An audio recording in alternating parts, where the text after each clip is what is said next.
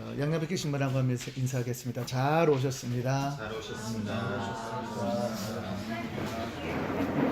오늘 50일에 처음 우리 참여한 우리 애니 지연자매 그리고 우리 마크 집사님 우리 박수로 환영하겠습니다.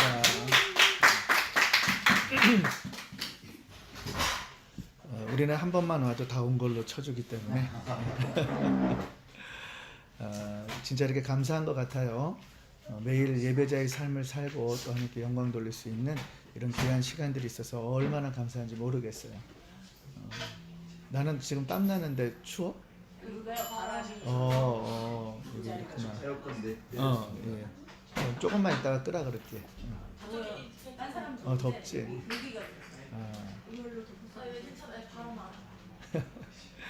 자, 일단 이제 오늘 창세기 7장 이야기인데요. 창세기 7장 이야기는 이제 오늘 설교하고 조금 중복되는 경우도 있고, 그리고 여러분들이 이제 전반적인 큰 틀을 조금 이제 이해하셔야 되는데, 먼저 이제 성경을 통해서 제가 처음에 말씀드린 것이 하나님의 심정을 이제 발견해야 된다. 성경은 창세기부터 요한계시록까지 66권으로 되어 있지만 실질적으로 주제를 뽑아내면은 그렇게 많은 주제가 아니에요. 몇 가지 주제로 요약이 되는 것을 보게 돼요. 물론 이제 구원은 예수밖에 없다라는 한 가지 큰 주제로 정리가 되고, 또 한 가지는 이 예수가 그러면 인류 속에 왜 하나님인 예수가 이 땅에 인간의 육신을 입고 이제 오셔야 되는가? 이제 죄 문제를 다룬단 말이에요. 근데 이제 인간의 수준 속에 하나님께서 우리에게 그래서 이해를 시켜줘야 하니까 하나님의 계시, 보이지 않는 하나님을 알게 하기 위한 계시를 이제 말씀으로 주셨어요. 근데 하나님이 말씀으로 주시려고 그러면 반드시 물질계를 창조해야 되는 일이 벌어지는 거예요. 그러니까 하나님이 되는 것을 증명하려고 하면 물질계는 하나님의 존재와 동시에 같이 자연스럽게 발생이 될 수밖에 없는 거예요. 이거를 신학적으로 이제 일반 계시, 자연 계시라고 말하는 건데, 자연 만물을 보면 와, 우주가 이렇게 있구나. 구름이 떠다니고 비가 오고 때가 되면 하나님께 햇빛도 주시고 비도 주시고 여러 가지 주신단 말이에요. 이런 광활한 우주를 보고 신이 있나 보다 이제 이거를 생각할 수 있게끔 주신 거예요. 근데 하나님은 우주 만물의 거대한 하나님의 어떤 창조주의 전지전능하심을 나타내는 것도 있지만은 이 성경은 무엇을 말하냐면 그런 전지전능한 하나님이 오로지 관심이 나 한 사람에게 있다는 거예요. 나에게.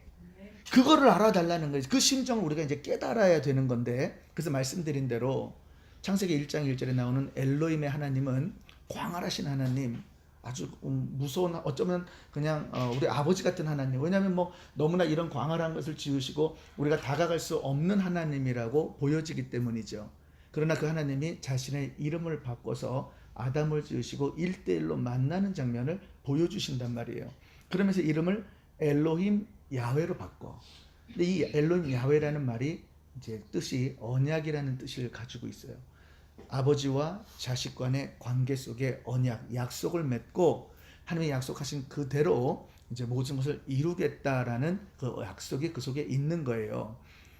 하나님은 이제 아담을 지으시고 창조의 절정 속에 말씀드린 대로 가정을 창조했어요. 꿈이 그 속에 담겨 있단 말이야. 이제 아담과 하와를 통해서 갈비뼈를 취했고 하나님의 형상대로 지음을 받았고 이제 자녀들을 통해서 하나님의 형상을 닮은 이제 가인, 아벨 막 그런 자녀들을 꿈꿨는데 느닷없이 이 사탄 마귀가 딱 등장을 하는 거예요. 등장을 하면서 하나님의 꿈이 다 깨진 거야.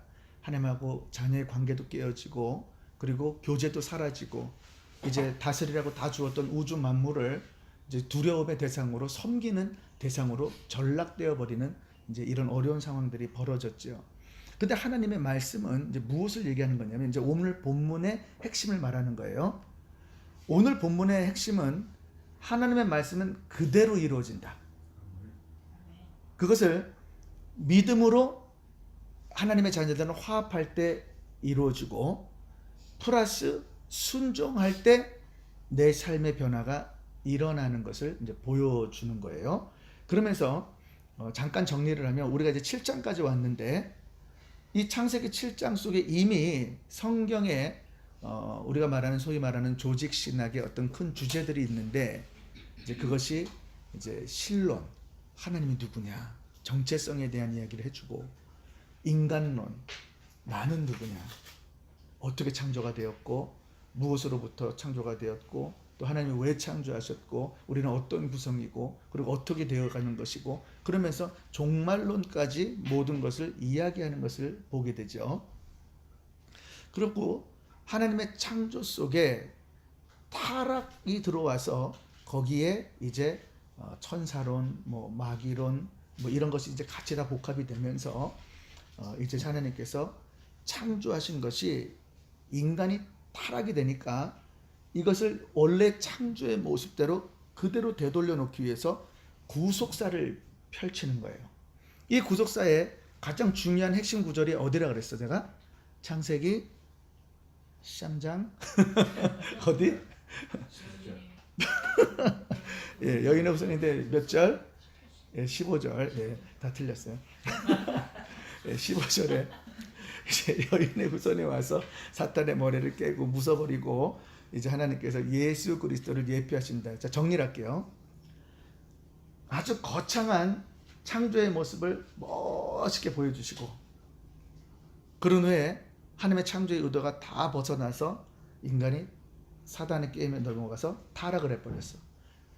타락을 해가지고 이제 하나님께서 다시 이제 구원하기 위해서 구속사를 펼쳐요. 오늘 본문에서 뭘 말하냐면 이제 심판, 종말, 완성을 말하는 거야. 그러니까 성경 전체에는 창조, 타락, 구속, 심판, 완성이 있는데 이 네 가지 전체 요한계시록까지 흘러가는 모든 주제가 1장에서 7장 사이에 이미 다 나왔다라는 거예요. 그리고 성경에서 말하는 아까 말씀드린 그런 신론이라든지 인간론이라든지 마귀론이라든지 천사론이라든지 구속이라든지 뭐 이런 모든 어떤 주제들이 이 7장에 다 이렇게 담겨 있어요. 근데 이제 오늘 주제에 와서 뭐냐면 말씀드린 대로 여인의 후손으로 와서 하나님께서 먼저 이 사탄이 이제 자녀들을 꿰니까 이제 유혹해가지고 죄를 짓게 하니까 아담에게 물었어요. 너 죄 누가 짓게 했어? 그러니까 아담이 하와가 짓게 했어요. 하와한테 물었어요. 너 누가 짓게 했어? 그러니까 하와가 저 뱀이 나를 먹게 했다고. 그러니까 하나님이 저주를 했단 말이에요. 저주를 하자마자 내가 여인의 후손을 보내가지고 너 반드시 멸할 거야. 내가 너 잡을 거야. 잡아 죽일 거야. 이렇게 선포를 했단 말이에요.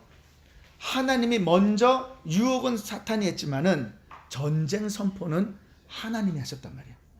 이제 거기에 대해서 마귀가 원죄를 가지고 에덴 동산으로 와서 아담 하와를 유혹해 가지고 선악과를 따먹게 한 다음에 아담을 먹게 해서 마음속에 하나님같이 되게 이제 하나님같이 되겠다라고 유혹하고 그렇게 만들어 버렸어. 이 사탄 마귀가 이 자녀들을 유혹해 가지고 원죄가 들어온 인간들에게는 이제 모든 인간이 아담과 하와를 통해서 단 한 사람도 떠나서 의인이 될 수 있는 사람이 없는 거예요. 죄를 짓고 영에서 죽어버렸기 때문에 죄의 유전에 따라서 아담과 하와를 통해서 모두가 죄인으로 다 죽어버려야 되는 거예요.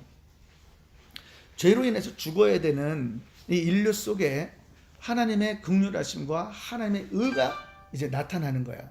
이 하나님의 의가 나타날 때 복음에는 하나님의 의가 나타났다는 것은 이 죄악 속에 하나님의 선하심 가운데 하나님의 택하심을 받은 그 사람만 구원을 하겠다는 거예요. 오늘 본문에 보면 우리가 어제 다뤘지만 오늘 노아가 등장을 해요. 노아는 패역된 세상, 죄가 관영된 그 세상 속에 수많은 사람들이 그 당시 살았는데 그러니까 가인과 아벨이 돌을 쳐 죽일 때 추산할 때 약 10억 명 정도가 살고 있었댔는데 지금 이게 1600년 지나서 10대가 흘러 지나가 가지고 더 번성된 상태니까 인구가 어마어마하게 많았을 거예요. 그 중에 하나님이 택한 사람은 오로지 노아 한 사람이야. 그리고 노아하고 속한 그 가정하고 그 속해서 선택받아 가지고 순종돼서 노아에게 온 그 암수 쌍들 있죠. 그 동물들만 다 구원받은 것을 우리 오늘 본문에서 말해주는 거죠. 결론적으로 말하면 무엇을 얘기해 주냐면 성경은 창세기부터 이미 우리에게 예표를 하는 거예요. 창조의 목적이 무엇이냐, 또한 인간의 창조의 목적이 무엇이냐, 왜 하나님은 사탄 마귀에 대한 존재를 보여줄 수밖에 없고 왜 여인의 후손이라는 이야기를 할 수밖에 없는가. 그러면서 4장에 가서 이제 아담의 계보하고 가인의 계보를 나눠주면서 이 가인의 계보로 기록된 모든 자들은 하나님께서 창세 전부터도 택하지 않으셨고 이 땅에서도 택하지 않으셨다라는 거예요.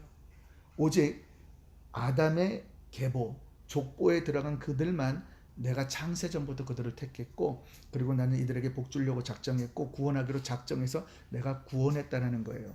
그거를 처음부터 구별해 가지고 성경이 족보를 통해서 보여주면서 이제 오늘 7장에 와서 홍수로 심판을 해버리는 거죠. 지금 말씀드린 이 주제가 여러분들이 나중에 이제 이것을 그 USB로 이제 50장까지 다 해가지고 드릴 거예요. 차에서 한번 다시 잘 들어보세요. 처음부터 듣다 보면은 이제 이게 정리가 되고 깨달아져. 그러면서 나중에 이제 공부를 이제 여러분들이 연구하고 말씀을 들을 때 이 요한계시록까지 지금 말씀드린 이 주제 있죠. 이게 그냥 그대로 똑같이 다 이렇게 흘러간다고 내가 누차 말씀을 드렸어요. 참 신기한 게 요한계시록 20장, 21장, 22장 그 마지막까지도 이 이야기의 회복을 그대로 이야기하는 거예요. 자, 이제 정리를 합니다.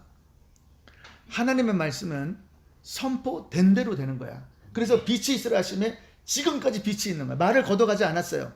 빛이 없어라라고 안 걷어갔단 말이야. 왜? 예수님이 재림을 안 했으니까. 예수님이 오는 날은 말씀으로 다 걷어가기 때문에 사라져 하면 안개처럼 딱 사라져버리고 없어져 버리는 거예요. 근데 지금은 각 종류대로 졌다고 했기 때문에 예수님의 말씀 속에 모든 물질이 붙들려 있기 때문에 그대로 종류대로 유지를 하고 있는 거예요. 나는 항상 신기한 게 뭐냐면 야 어떻게 물길이 있냐. 난 이게 너무 신기해.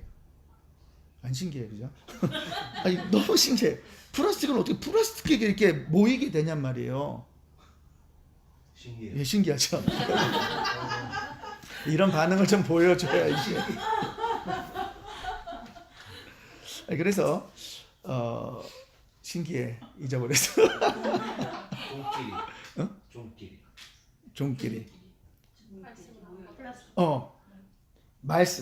말씀으로 이제 선포돼서 그대로 됐기 때문에 이 말씀이 선포된 대로 그대로 유지가 된단 말이에요. 지금까지는 유지가 됐는데 무엇을 말해주냐면 이제 조금 더 다루겠지만은 구약은요 오실 메시아를 다뤘죠. 오신다. 우리를 구원할 그리스도가 오신다. 메시아가 오신다. 오신다 하고 오셨어요 안 오셨어요? 그러면 더 이상의 계시가 있어요 없어요? 없지. 그러니까 특별 계시를 말하는 거야. 예수 그리스도의 계시를. 구약의 그 어마어마한 장구한 시간이 지나갈 때에 이 엄청난 시간이 지나가면서 오신다 그랬는데 예수가 왔어. 그리고 예수님이 가셨어요. 성령이 오셨어요. 마지막 시대에 살고 있단 말이야. 그러면 이 말은 이제 하나님의 말씀대로 그대로 치닫고 있고 되어진다라는 거 아닙니까? 그러니까 여기서 여러분들이 깨달을 것은 우리는 진짜로 마지막 때에 살고 있단 말이에요. 그러면 내 자신을 볼 때 오늘 설교 속에서 여러분들이 무엇을 깨닫는지는 잘 모르겠지만 여러분들이 깨달아야 하는 것 중에 가장 중요한 것은 내 삶의 목적이 무엇인가예요. 나 왜 사는가? 호흡이 있고 그냥 육체가 있으니까 살아간다? 물론 그것도 살아갈 수 있는 방식이지만 아무 무의미하단 말이에요. 그러니까 우리가 한번 여러분 인생 속에 한번 끝을 한번 가만히 생각해 보세요. 나는 항상 그 생각을 하거든.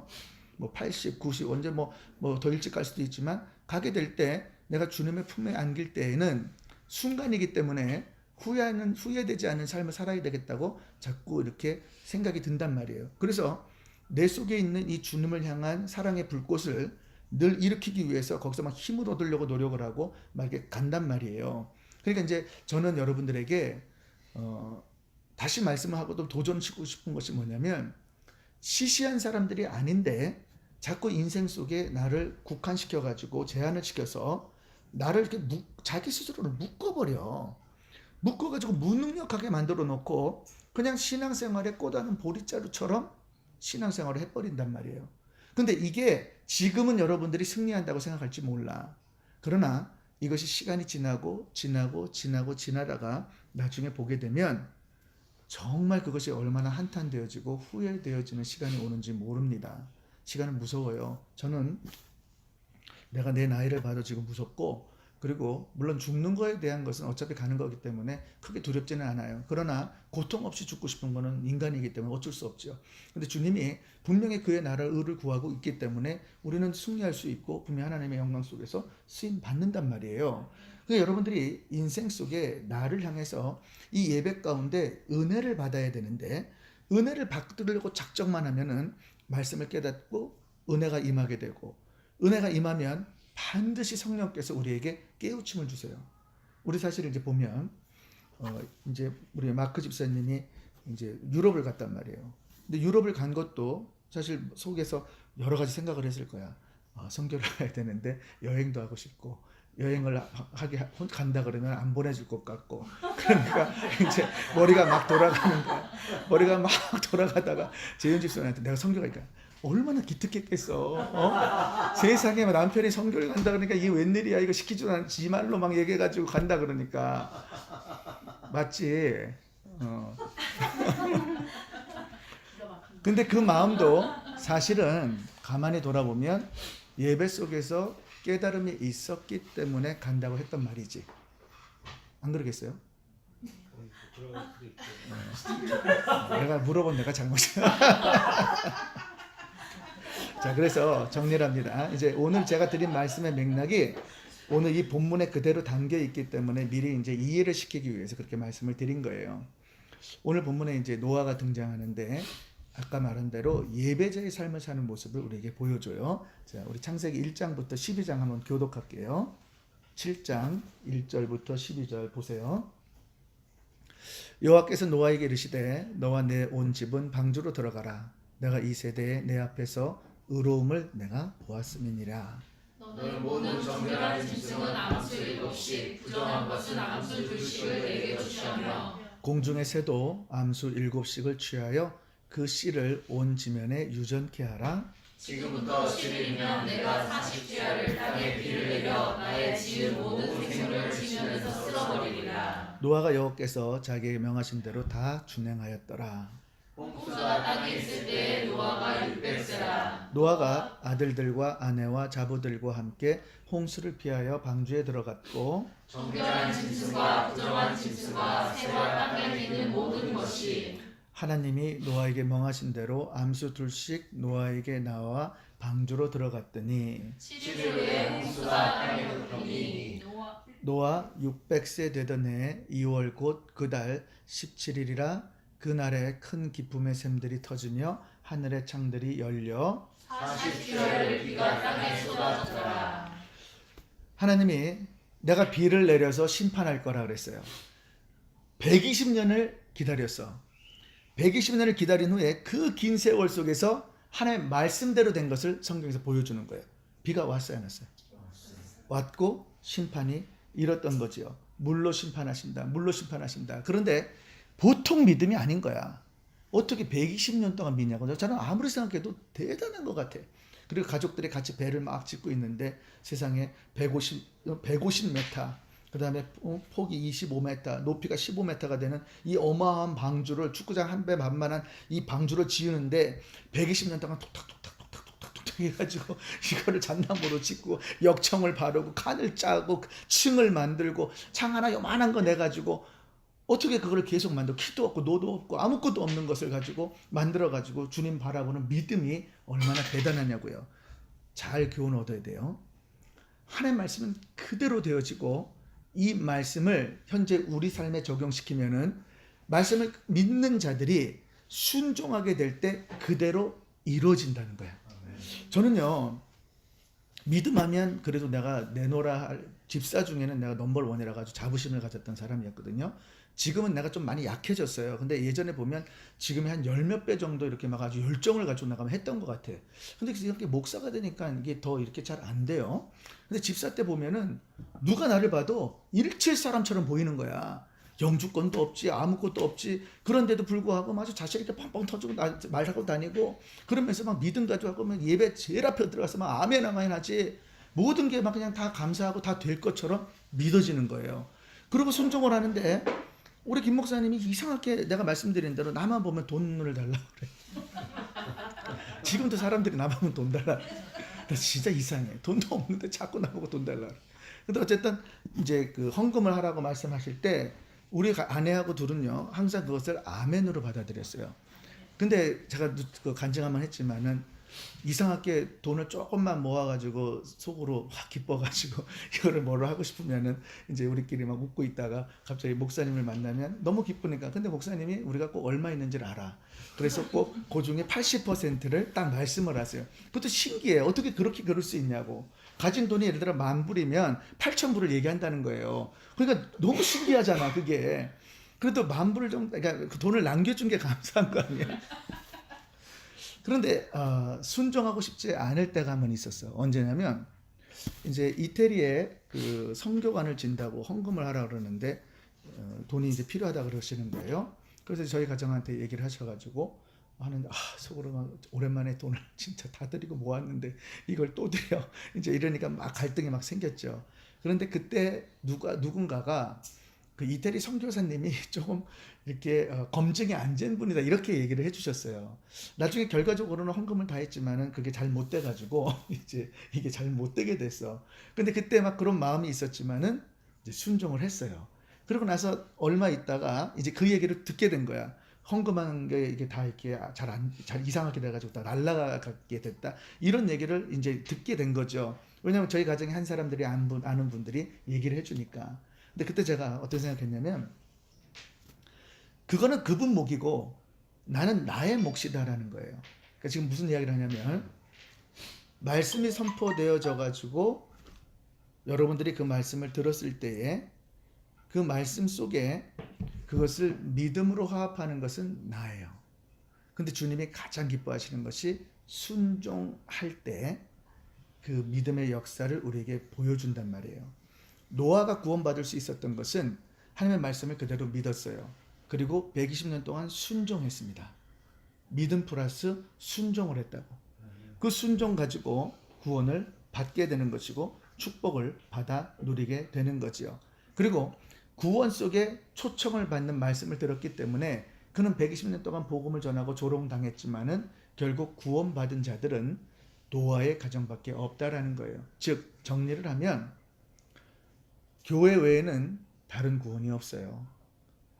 구원을 어디서 받겠어요? 세상 불신자들이 구원을 어디서 받겠냐고. 우리를 통해서 초청을 받겠죠. 예수가 그리스도다. 예수 외에는 천하 다른 이름을 준 사람이 없다. 예수가 그리스도이기 때문에 너의 생명, 너의 영혼을 구원할 사람은 예수다. 그를 믿어라라고 복음을 전한단 말이에요. 그 복음을 전할 때 그 복음을 듣고 우리를 비웃을 수 있어. 조롱할 수 있어요. 아니 뭐 하는 거야? 오늘 예배 드렸는데 또 예배를 드려? 지금 뭐 하는 거지? 왜 이렇게 하는 거지? 정말 제정신이 아니네? 이렇게 비웃고 조롱할 수 있어요. 근데 무엇을 오늘 말합니까? 시간이 흘러서 말씀대로 그대로 선포된다는 거예요. 그대로 이루어진다는 거예요. 심판이 있으라 물로 심판하신다고 약속하셨기 때문에 물로 심판이 됐단 말이에요. 그와 마찬가지로 복음을 듣고 구원 가운데 초청받아서 방주 안에 교회 안에 들어오지 않으면 구원이 없는 거야. 그 이야기를 하는 거죠. 그리고 방주 안에 들어가면 살 수 있어요. 안전이 있단 말이에요. 우리가 교회 안에 예수 안에 공동체 속에 예수 안에 모여서 성령 안에서 예배드리는 이 모든 것들이 바로 안전하기 때문에 그런 거예요. 여러분들이 오늘 솔직히 얘기해보자고. 예배 안 드리고 했으면 뭐 했겠어요? 스타벅스 산 거 계속 리필해가지고 거기 앉아가지고 시간 때우고 그럴 거 아니에요. 맞잖아. 틀려. 응? 그럼요. 그 VIP는 다 되는. 자주 가는 사람은 해주던데. 맞아요, 안 그래? 골드카드가 있어요. 되는 몇 가지가 있어요. 아, 혜민 집사님은 돼요. 그러니까. 진짜 와이프인데. 그래서 이제 중요한 것이 여러분들이 이 예배를 드리면서 은혜를 꼭 사모하셔서 은혜를 받으면 주님이 각자마다 주시는 음성이 있어요. 오늘 노아에게 말씀한 것처럼 여러분들에게 음성을 주세요. 누구를 만나든지 어디를 가야 하든지 감동을 주시고 그 감동을 주면 그대로 순종을 하고 발을 떼게 될 때 그 환경 속에 반드시 구원의 역사가 임하는 것을 우리에게 보여주고 있는 거죠. 그런 축복이 있기를 주의 이름으로 축복합니다. 네. 자, 그러면 이제 두 번째 단락을 한번 읽어볼게요. 13절부터 마지막 24절. 곧 그날에 노아와 그의 아들 셈, 함, 야벳과 노아의 처와 세 자부가 다 방주로 들어갔고 그들과 모든 들짐승이 그 종류대로 모든 육식이 그 종류대로 땅에 기는 모든 것이 그 종류대로 모든 새 곧 각양의 새가 그 종류대로 무릇 기식이 있는 육체가 둘씩 노아에게 나와 방주로 들어갔으니 들어간 것들은 모든 것의 암수라 하나님이 그에게 명하신 대로 들어가매 여호와께서 그를 받아 넣으시니라. 홍수가 땅에 40일 있었는지라 물이 많아져 방주가 땅에서 떠올랐고 물이 더 많아져 땅에 창이라매 방주가 물 위에 떠다녔으며 물이 땅에 더욱 창이라매 천하의 높은 산이 다 덮였더니 물이 불어서 시고 규규시 오르매 산들이 덮인지라. 땅에 움직이는 생물이 다 죽었으니 곧 새와 육축과 들짐승과 땅에 기는 모든 것과 모든 사람이라. 육지에 있어 코로 생물의 기식을 호흡하는 것은 다 죽었더라. 지면의 모든 생물을 쓸어버리시니 곧 사람과 짐승과 기는 것과 공중의 새까지라. 이들은 땅에서 쓸어버림을 당하였으되 홀로 노아와 그와 함께 방주에 있던 자만 남았더라. 물이 150일을 땅에 창이하였더라. 조금 전에 보았더니 육체에 있는 코로 기식하는 호흡으로 기식하는 모든 것들은 다 죽었다라고 기록하고 있는 거죠. 한번 이제 상상을 해보세요. 물이 갑자기 막 쏟아지는데 시체가 둥둥둥둥 떠다니는 거예요. 모든 시체가 얼마나 많은 시체, 그 당시에 얼마나 많은 생물들이 있었을 것이고 동물들이 있었을 것이고 사람이 있었을 것이고 새들이 있었을 것이고 얼마나 많은 것들이 있었겠냔 말이에요. 그런 것들이 다 전부 다 싹 죽어가지고 죽으면 시체가 다 물에 뜰 거 아닙니까? 그게 떠가지고 막 그냥 온통 사방에 시체가 있는 그 모습을, 처절한 모습을 여러분들이 한번 생각해 보시기 바래요.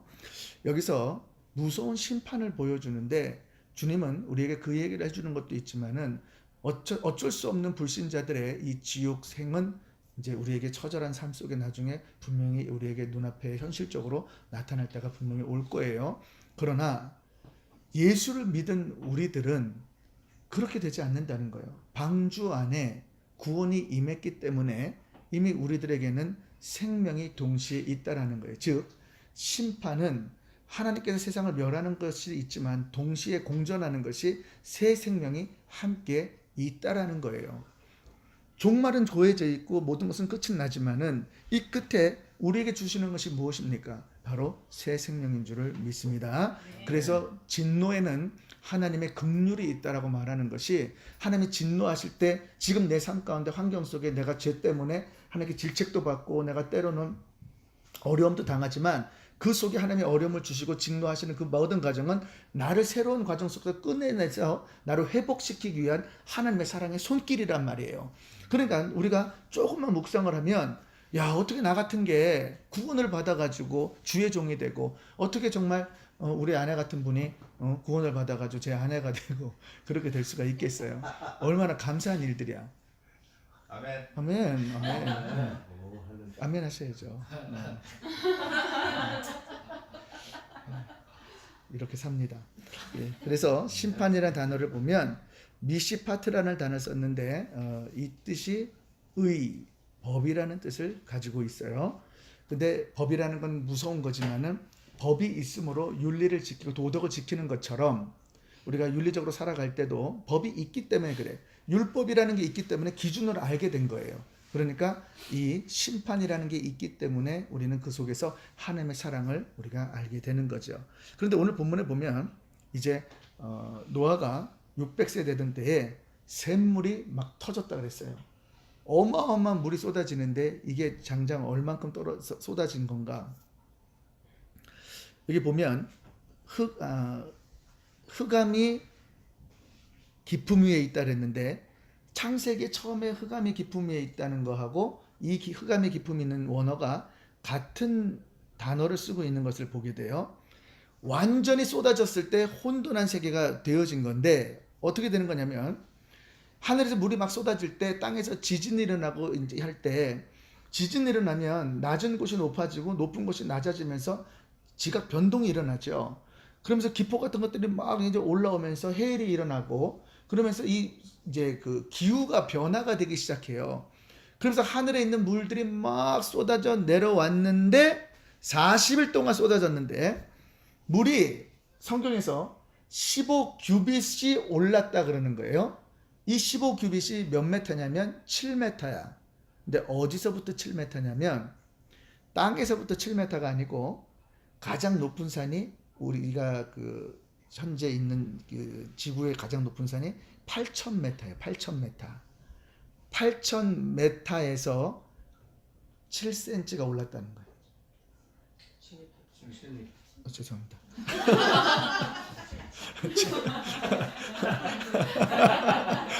7cm 맞잖아 이거. 맞잖아. 자, 7m가 올랐다는 거예요. 그런데 바다에서부터 이것을 재면은 이는 10,000m가 넘는데 상상을 해봐 이제. 완전히 물이 전 세계에 덮었는데 가장 높은 8,000m 그 이상으로 8m, 7m 정도가 올라서 물이 덮었으니까 어마어마한 물이 쏟아진 것을 우리가 알게 되는 거죠. 그러면서 이 홍수가 난 후에 가장 첫 번째 온 현상이 지구의 환경적인 변화, 계절 변화가 있었던 거예요. 이제 하늘에 물이 있을 때에는 일정한 온도를 유지하고 자외선이 차단되어 있기 때문에 아주 온난한 이런 아주 사람이 너무너무 살기 좋은 것이 있으니까 노화가 안 되는 거야. 그래서 처음에 이제 죽었더라 하면서 900세를 살고 800세를 살고 900세를 살고 이렇게 한단 말이에요. 그런데 노아의 홍수 이후에 900세를 살던 사람들이 갑자기 300, 400세로 줄어버려요. 그리고 지금 우리 때에는 100세대로 지금 줄어버리게 된 거죠. 그것이 바로 이제 이 기후에 이제 물이 쏟아짐으로써 이제 변화가 이제 있게 되는 거죠. 그래서 중요한 것이 이 모든 것들이 하나님의 말씀 때문이다라고 말해요. 제가 한번 읽어볼게요. 베드로후서 3장 5절 7절이에요. 이는 하늘이 옛적부터 있는 것과 땅이 물에서 나와 물로 성립된 것도 하나님의 말씀으로 된 것을 그들이 일부러 잊으려 함이로다. 이로 말미암아 그때 세상은 물로 넘침으로 멸망하였으되 이제 하늘과 땅은 그 동일한 말씀으로 불살하기 위하여 보호하신 바 되어 경건하지 않은 사람들의 심판과 멸망의 날까지 보존하여 두신 것이니라. 홍수도 심판도 앞으로 있을 불심판도 다 하나님의 계획 가운데 있다라는 거예요. 자연 법칙도 하나님이 만드셨고 모든 것들도 만드셨고 그래서 우리가 깨달을 것은 말씀은 그대로 되기 때문에 우리 삶 속에 먼저 구원받은 자로서 살아가야 하는 것은 말씀에 순종하는 예배자의 삶을 살 때 우리에게 하나님께서 인도하시고 축복하신다고 믿기를 주 이름으로 축원합니다. 그래서 이제 방주가 이제 상승을 하는 거예요. 물이 막 가는데 다 죽는데 방주는 절대 가라앉지 않는 거예요. 둥둥둥둥 막 그냥 이리 튀고 저리 했고 막 40일을 다니지만은 뭐 머리가 어지럽고 뭐 배멀미를 할지언정 생명에는 위협이 없단 말이에요. 무엇 때문에? 방주 때문에. 예수 그리스도 때문에. 그래서 저와 여러분들의 삶 속에 우리는 예수 때문에 절대 구원을 놓치지 않아요. 무서운 것은 이거예요. 16절을 보니까 한번 같이 읽어볼게요. 16절 시작. 그러나 너희는 모든 것에 안수라 하나님이 그에게 명하시기로 들어가매 여호와께서 그를 닫아 넣으시니라. 자, 닫아서 넣었어. 닫았기 때문에 아무리 문을 두드려도 들어갈 수가 없는 거예요. 끝난 거야. 이 세상은요, 한 번 존재하는 거지, 두 번, 세 번 존재하는 게 아니란 말이에요. 문이 닫히면 끝나는 거야. 마태복음 보면 열처녀 비유 있잖아요. 등불 기름하고 신랑이 올 때까지 기다리라 그랬는데 5처녀는 기다렸고 5처녀는 졸다가 신랑이 왔는지도 모르고 막 자는 거예요. 자다가 나중에 신랑이 보고 등불을 켜고 기다린 자들하고만 들어가서 문을 닫아버리잖아. 문을 열어달라 그래도 문을 열어주지 않는 거죠. 이때가 반드시 온단 말이에요. 이것이 무서운 게 뭐냐면 왜 우리가 이제 이 복음이 중요하고 왜 교회가 중요한가? 왜 우리 하나님의 은혜 교회가 부흥을 해야 하고 왜 선교해야 하는가? 여기에 답이 있는 거예요. 문이 닫히면 그것으로 끝이기 때문에 이 시점은 이미 예수가 왔고 승천하셨고 성령이 왔고 이제 성령이 땅끝까지 복음을 전하면 예수님 재림하시기 때문에 저와 여러분들은 이 일에 부단히 노력을 하고 있단 말이죠. 그러면 이제 복음 전에서 마지막 문이 닫힐 때 만약에 여러분들의 가족들 늘 말하죠. 그런 분들이 밖에서 문을 들고 얘야 문 좀 열어줘 내가 네 말 들었잖아 하고 했어도 닫히면 끝이야. 그래서 보면 우리 주변에 예수 믿지 않는 분들 많아요. 아무리 기라성 같은 목사님들도 그 주변에 장인어른 뭐 다 따지잖아요. 그러면 그 목사 된 것 때문에 미워가지고 예수를 안 믿어. 자기 딸 고생시킨다고. 그런 분들이 많아요. 여기 계신 분들 중에서도 부모 중에 또는 형제 중에 예수 안 믿는 사람들이 너무너무 많단 말이에요. 그때 문이 닫혀버리면 끝나는 것을 우리에게 말하고 있는 거죠. 그렇기 때문에 세상 사람들이 볼 때는 우리가 뭐 예수 믿으라 그러면 우리가 죄진 사람 같아. 어리석은 자들 니들 뭐 하는 거야 지금 뭐 왜 지금 노방전도하고 불신족 성국 얘기하고 앉아 있고 왜 쓸데없이 고성방하면서 왜 우리들을 방해하고 막 이렇게 한단 말이에요. 우리가 죄진 사람 같았고 근데 무서운 것은 이건 리얼리티거든.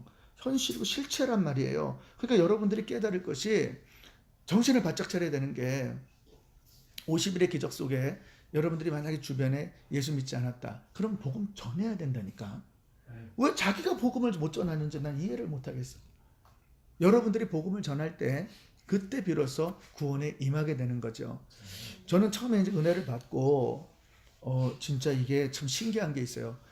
성경 한 번도 읽어보지 않았지만은 예수님이 나로 인해 돌아가시고 지옥이 있다는 게 피부로 느껴왔어. 피부로.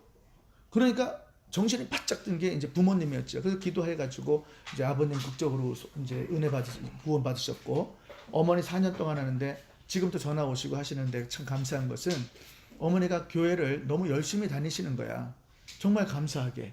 그리고 교회를 가시는 걸 즐거워하시고 또 교구 사람들을 만나는 것도 즐거워하고 담임 목사를 좋아하고 칭찬하고 또 김광식 목사님 감사하면서 좋아하시고 어떻게 이제 섬기시려고 하고 그렇게 변했단 말이에요. 우리 형은 신이 미륵보살에서 미륵보살 그 이상한 재단 그 이단이 있어. 이렇게 뭐 영이 막 빠져나가고 왔다 갔다 하는 이상한 그 있어. 그게 그 저기 그 박태선 그 박근혜 거기 만든 거 있잖아. 그 뭐야. 거기서 하고 있는 그건데 거기에 빠져가지고 같이 그러고 있었단 말이에요. 구원파? 구원파에. 결국 구원파 줄기죠. 그러니까. 그런데 이제 우리 형이 그러고 있었다고. 그런데 이제 우리 형이 그 어릴 때 부모님이 돌아가시고 이제 부모님이 하시는 일을 하면서 수술을 많이 받고 이러다가 모든 일이 안 되는 거야. 그리고 쫄딱 망해가지고 이제 미국에 온 거죠. 미국에 왔는데 내가 우리 형한테 딱 그랬어요. 형이 믿는 그 미륵보살이 만약에 진짜 신이라면 형 잘 됐어야지. 맨날 잘 되게 가서 돈 갖다 주지 않았어? 그리고 가서 빌지 않았냐고. 뭐 잘 됐는데. 그러니까 아무 말을 못 하는 거죠. 근데 그때 내가 무일푼으로 와가지고 그때 내가 집을 샀을 때야. 그러니까 2년 만에 이게 미륵국 간다고 가가지고 저기 뭐가 되나 그랬는데 갑자기 2년 있다가 뭐 집을 샀다고 그러고 뭐 그래도 돈을 조금 이렇게 뭐 벌었다고 그러고 막 이러니까 이제 딱 왔는데 진짜 조그만 집도 사고 막 이러니까는 배가 아픈 거지. 그래가지고 얼굴에 막 찌그러지고 막 이러더라고. 그러면서 이제 제가 형한테 그랬죠. 나는 아무 생각도 없이 미국 왔지만 예수 만나고 그리고 나는 분명하게 복음 깨닫고 형 이제 동생 말 듣고 예수 믿으라고. 그리고 이제 왜 예수를 믿어야 되는지 차를 타고 가면서 자기가 어떻게 하냔 말이야. 할 일이 없으니까 나하고 LA를 왔다 갔다 매일 해야 되니까 나한테 들어야 되는 거야. 그래서 계속 나는 그냥 똑같은 소리를 반복하는 거죠. 그런데 어쨌든 은혜를 받고 이제 신앙생활을 하고 있고 동생네도 신앙생활을 하고 있고 우리 누나하고 매형은 완전 뭐 진짜 보통 사람들이 아니야. 씨알도 안 먹히는데 그래도 감사하게 계속 기도하고 복음 전하고 했는데 지금은 이제 성당을 다녀요. 성당을 다니는데 감사하게 그 성당이 목사님이 성령 사역을 하시는 성당의 인도함을 받은 거야. 그래서 교리 공부를 하면서 이렇게 성경 공부를 하면서 거기에 아주 즐거워해가지고 즐거워하는 모습을 먼저 번에 가서 얘기를 나누면서 이렇게 감사하고 있죠. 물론 이제 친척들 다 따지면은 복음은 전했지만은 예수 믿지 않습니다. 그러나 중요한 게 오늘 이제 정리를 하는 것은 여러분들이 진짜 신앙생활하면서 긴장하고 깨달아야 되는 것은 죽어가는 영혼들이 예수 믿지 않을 때 그 심판에 이른다는 것을 꼭 기억해 주시기를 주의 이름으로 축복합니다.